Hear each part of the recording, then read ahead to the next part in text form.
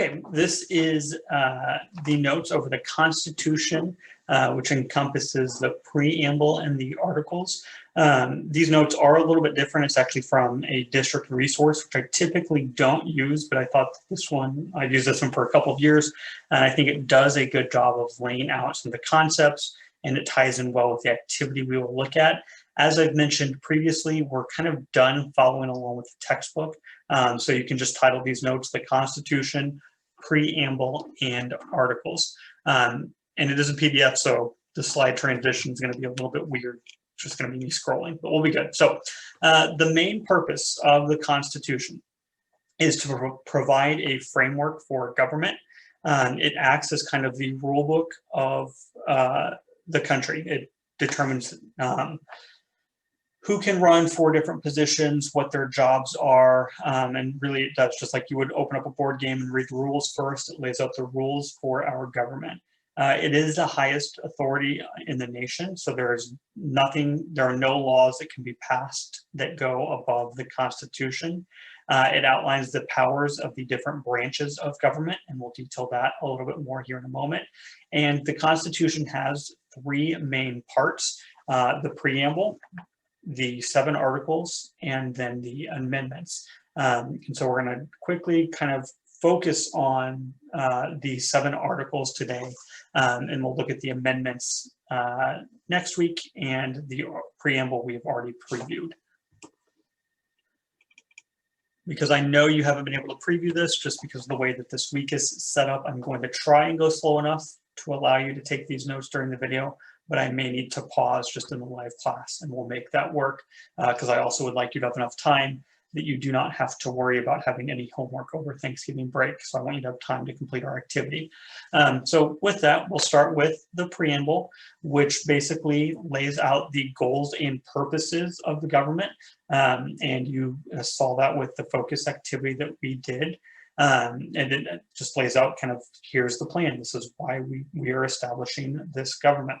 And in it, it makes clear that the government gets its power from the people, and the government exists to serve the people. And so within that preamble, there are 6 purposes, which we just saw in the activity. And so you can probably shorten these a bit, especially since they all start with 2. But the first purpose is to form a more perfect union. And this should kind of set off some alarms in your head that this is the Constitution was written to fix the Articles of Confederation, which was not a perfect union. And so the goals of one of the goals of the Constitution or purposes is to form a perfect union at that time between the 13 states. The second one is to establish justice, so kind of fairness of the law. The third one, to ensure domestic tranquility. That word domestic means home, tranquility means peace, so kind of peace or calmness at home. The fourth one, and so I guess the third one to ensure domestic tranquility would be just making sure that people within the United States are safe from each other if need be. The fourth one, to provide for the common defense, that is to protect the United States and its citizens from anyone outside of the country. The fifth one is to promote the general welfare, so to do what's best for the largest group of people. So while you may not want to pay taxes because it hurts your bank account, you understand that it's something that you do because it benefits the life of everyone as a whole. You also want to be able to drive on roads, and those roads need taxes to pay for them. And then the last one, to secure the blessings of liberty to ourselves and our posterity. A little bit wordy, poetic, but the idea here is that this is going to continue to happen. And so these ideals are going to be passed down with each generation. And so that this kind of American tradition of liberty is something that just becomes inherently part of American culture. Jumping into our acronym, and this is going to tie in to these 7 articles of the Constitution. I want you to keep in mind the acronym Little Emily Just Saw a Silly Rabbit. And so you can just write that sentence out for now. We will refer back to it, and you're going to do an acronym activity later as well. But Little Emily Just Saw a Silly Rabbit. This is going to be our acronym that is going to help you remember what article goes with what content, or what is within each article of the Constitution. So Little Emily Just Saw a Silly Rabbit. So starting with the L, the little, Article 1 of the Constitution is about the legislative branch. So Article 1, legislative branch.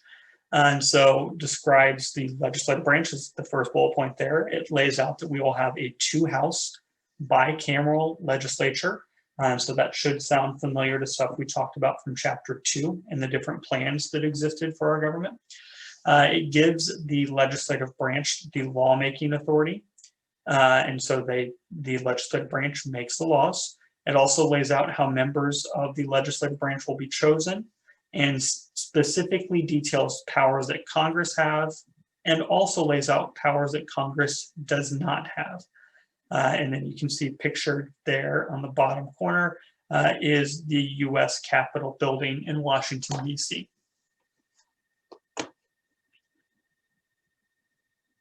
So if we've got little for our first part of the acronym, Emily, the next Article 2 is going to detail the executive branch. And so the executive branch is the law enforcing branch of the government. It is headed by the president and vice president, and it also makes up the presidential cabinet, as in the executive branch. And what this article explains is how leaders will be elected and how they can be removed from office, and also describes the duties and powers of the members of the executive branch. And so you can see the White House there being kind of the architectural representation of the executive branch. So we've got Article 1, little, legislative. Article 2, Emily, executive. Article 3 is just, so little Emily just. So you probably have guessed this, but the J is representative of Article 3, being the judicial branch. And so the judicial branch interprets and applies the law. And so they're the ones who make up the Supreme Court and also the lower court system. And we'll detail the court system in more detail in several weeks. But the Article 3 describes the powers of those federal courts. And pictured there at the bottom is the Supreme Court building of the United States. So we've got little Emily just. The next letter is an S. And so for our acronym, it's little Emily just saw.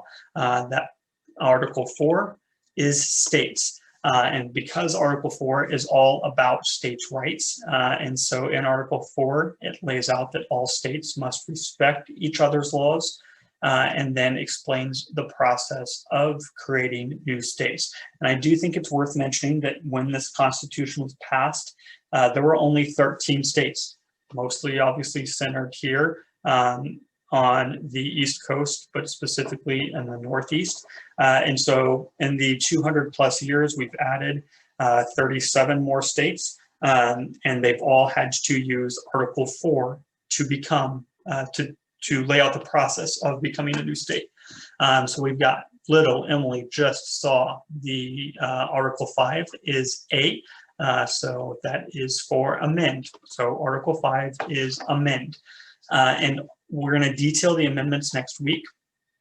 But all that an amend is to change the Constitution. So the Constitution itself in Article 5 lays out how we can change this document.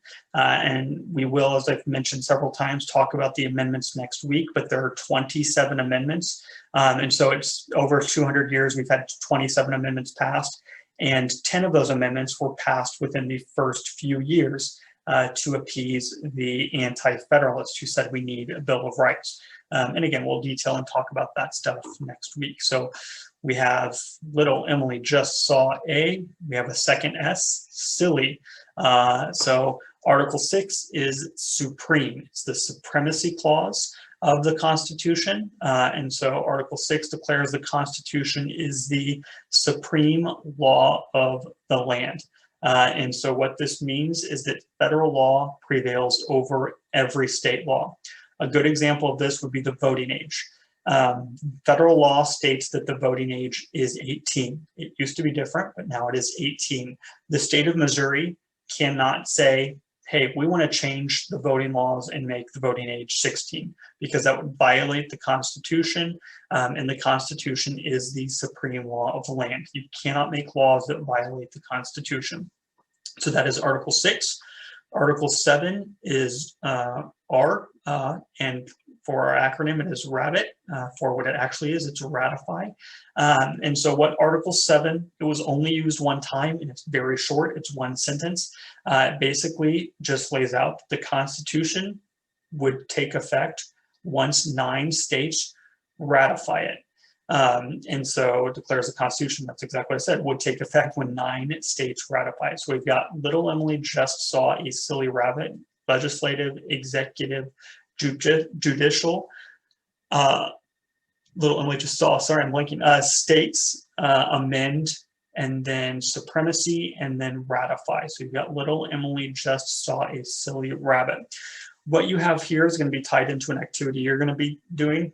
This is not my child, although I do have a daughter named Emily. This is a district-created presentation like I laid out earlier, but we're going to act like her name is Emily. So this is little Emily just saw a silly rabbit. And so that is your acronym.